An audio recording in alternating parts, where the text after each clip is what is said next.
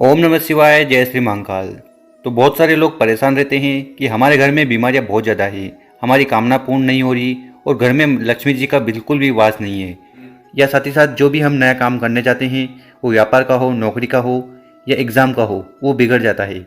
तो कहने का मतलब है कुछ भी काम करने जाओ उसमें अड़चन आ जाती है। तो इन समस्या से बचने के लिए आपको ये जो उपाय बता रहे हैं ये कर लेना, आपकी समस्या जरूर खत्म होगी। तो पूज्य गुरु जी की कथा को सुनकर ही ये उपाय बहुत अच्छे से आपको समझाएंगे। उसके पहले इस वीडियो को लाइक कर दें और चैनल पर नए हो तो सब्सक्राइब जरूर करें। तो जानते हैं पहला उपाय। तो पहला उपाय क्यों करना है? अगर आपके घर में पितृदोष बहुत है, पितृदोष के कारण आपके घर में माता लक्ष्मी का वास नहीं है और आप जो भी काम करने चाहते हो वो बिगड़ जाते हैं, तो उसके लिए आपको ये उपाय करना है। देखिए, तो इस उपाय में जो सबसे पहली सामग्री है वो है दूध। तो आपको दूध लेना है। और दूध कौन सा लेना है? तो कच्चा दूध आपको ले लेना है। और दूध, कच्चा दूध मतलब जिसको हम उबालते नहीं हैं, ठीक है। तो वो कच्चा दूध आपको लेना है। कितना लेना है? आधी कटोरी। आधी कटोरी आपको ये दूध ले लेना है। दूध, और कोशिश करिएगा कि ये जो पात्र आप लो, ये पात्र चांदी का लें, ठीक है। अगर आपके घर में चांदी का पात्र है, कटोरा है, गिलास है वगैरह जो भी है, तो आपको चांदी का पात्र लेना है और उस चांदी के पात्र में आपको ये दूध लेना है। अब आप में से बहुत सारे लोग बोलेंगे कि हमारे घर में तो चांदी का पात्र नहीं है, तो उसकी जगह फिर आप दूसरा पात्र कौन सा भी ले लेना, पर यहाँ पर आपको तांबे का पात्र बिल्कुल भी नहीं लेना है। और इसके साथ जो अगली सामग्री हमें लेनी है वो है जल का लोटा। तो इस प्रकार से आपको जल का लोटा लेना है और ये लोटा होना चाहिए तांबे का, क्योंकि गुरु जी कहते हैं कि जब भी आप शिव मंदिर जाएं तो आपको जल तो आपको लेना ही है, साथ ही साथ आपको जो पात्र लेना है वो तांबे का लेना है। तो इस तांबे के पात्र से हमें शिवलिंग पर जाकर दूध समर्पित करना चाहिए। इसके साथ जो अगली सामग्री है वो है बेलपत्र, ठीक। तो आपको बेलपत्र लेनी है। कितनी बेलपत्र लेनी है? तो मात्र एक बेलपत्र इस प्रकार से ले लीजिएगा और ये कहीं से भी खंडित नहीं होनी चाहिए। स्क्रीन पर आप देख सकते हो कितनी प्यारी बेलपत्र है। इसमें न तो एक छेद है और न ही ये कहीं से कटी पीटी है। तो इस प्रकार से आपको एक प्यारी सी बेलपत्र ले लेनी है। इसके बाद क्या करिएगा कि जो आपने बेलपत्र ली है, ठीक, इस बेलपत्र को उठाकर जो दूध का पात्र है जो आपने आगे लिया था, उस दूध के पात्र में अच्छे से अंदर डाल देना है, ठीक है। इसके बाद क्या करना है कि उस दूध के पात्र को आपको अपने हाथ में ले लेना है। हाथ में ले लिया, इसमें हमने बेलपत्र डाली है। अब इस दूध के पात्र को लेकर आपको पूरे अपने घर में घूम जाना है, ठीक है। आपको बाथरूम में, जो वॉशरूम है उसके अंदर नहीं जाना है। उसके अलावा हर एक कमरे में, किचन में, हॉल में, हर जगह आपको अपने घर में घूम जाना है, ठीक। इसके बाद इन दोनों सामग्री को लेकर आपको पहुंच जाना है शिव मंदिर। शिव मंदिर पहुंच गए, सबसे पहले आपको नॉर्थ डायरेक्शन, उत्तर दिशा की तरफ मुंह कर कर खड़े हो जाना है।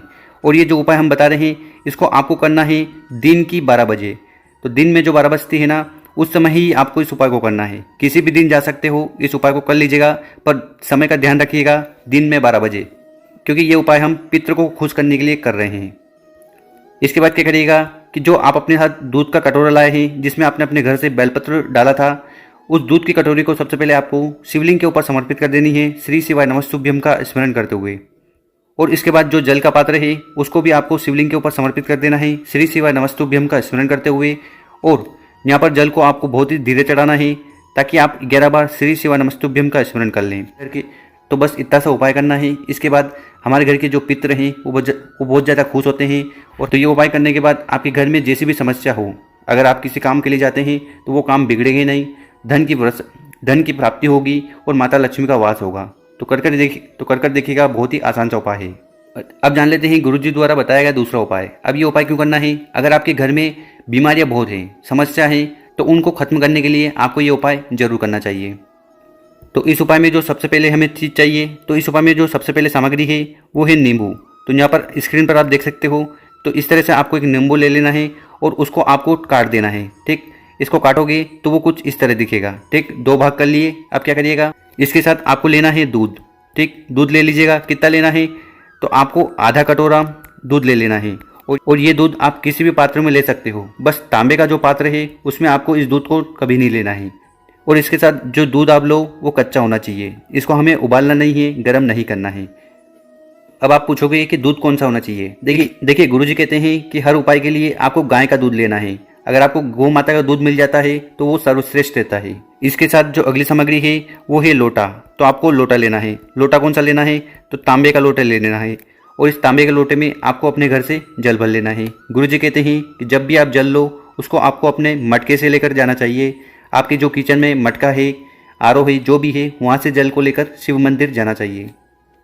अब इन सामग्री को लेकर आपको पहुंच जाना है शिव मंदिर। शिव मंदिर में पहुंचने के बाद सबसे पहले आपको उत्तर दिशा की तरफ मुंह कर लेना है। और ये जो उपाय हम बता रहे हैं ये आप सुबह भी कर सकते हो और शाम को भी कर सकते हो।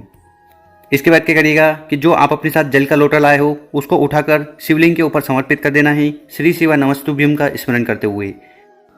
और गुरुजी अपनी हर एक कथा में हमें ये जानकारी देते हैं कि जब भी आप शिवलिंग पर जल चढ़ाने जाएं तो जल को हमें बहुत ही ज़्यादा धीरे चढ़ाना चाहिए, ताकि आपके मन की कामना आप शिव भगवान को कह दो। साथ ही साथ 11 बार श्री शिवा नमस्तुभ्यम मंत्र का जो है वो आप जाप कर लो। और इसके साथ आपको शिव भगवान के नाम का स्मरण करना है। वो नाम कुछ भी हो सकते हैं, आप नाम ले सकते हो कुंदकेश्वर महादेव, हटकेश्वर महादेव, अवधूतेश्वर महादेव, जितने भी नाम आपके मन में आ रहे हैं तो ये जल चढ़ाते समय आपको ले लेने हैं। उसके बाद जब आप जल चढ़ाओगे तो वो शिवलिंग गीली हो जाएगी, तो उसके बाद आपको उस शिवलिंग को अपने हाथ से अच्छे तरह से पोंछ लेना है। और इसके बाद क्या करेगा कि जो दूध का पात्र आप लाए हो उसको आपको शिवलिंग के ऊपर समर्पित कर देना है, श्री शिवाय नमस्तुभ्यम का स्मरण करते हुए। ठीक। और जब आप यहाँ पर दूध समर्पित करोगे तो वो बहता हुआ जलाधारी की तरफ से नीचे जाएगा। तो यहाँ पर आपको पहले से एक पात्र रख देना है और जितना दूध गिरेगा उस पात्र में आपको इकट्ठा कर लेना है या रोक लेना है।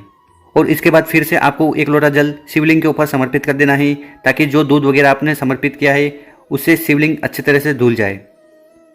अब क्या करना है कि आपको बैठ जाना है। कहाँ बैठ जाना है? तो शिवलिंग की या शिव मंदिर की जो चौखट होती है, शिव मंदिर आप जब एंट्री लेते हो तो जो चौखट होती है वहाँ पर आपको बैठ जाना है। किस साइड बैठना है तो ये आपके ऊपर है। आप चाहो तो राइट बैठ जाओ, आप चाहो तो लेफ्ट में बैठ जाओ, पर आपको बीच में नहीं बैठना है।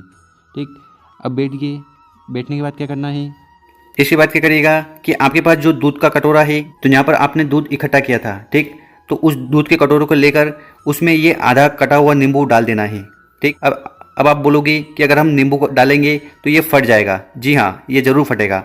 बट तो अगर आप इस नींबू को उठाते हो और इस दूध में डालते हो और 1 सेकंड के अंदर उस दूध को पी जाते हो तो वो नहीं फटेगा। तो आपको यही करना है, आपको ये नींबू इसमें डालना है और विदिन अ सेकेंड, 1 सेकंड के अंदर उस दूध को पी लेना है। बस इतना सा हमें उपाय करना है। तो गुरुजी कहते हैं कि जो व्यक्ति इस उपाय को कर लेता है, महीने में 4 बार, हफ्ते में 2 बार, या आपकी इच्छा अनुसार, आपकी समस्या के अनुसार अगर आप इस उपाय को कर लेते हो तो आपकी जितनी भी बीमारियां हैं, जो समस्या है वो ख़त्म हो जाएगी। खासकर आपकी जो पेट की समस्या है वो तो ज़रूर ख़त्म होगी। तो आपके घर में अगर बीमारी है तो इस उपाय को ज़रूर करना। तो बस इतना सा उपाय है। ये उपाय करने के बाद आपके घर में किसी भी प्रकार की समस्या है या बीमारी है या कष्ट चल रहा हो, चाहे वो हार्ट अटैक की बीमारी हो, घुटने दर्द हो, चाहे हार्ट अटैक की हो, ब्लड प्रेशर की हो, या कौन सी भी बड़ी से बड़ी बीमारी हो, वो सब खत्म होगी। बस इतना सा आपको उपाय करना है।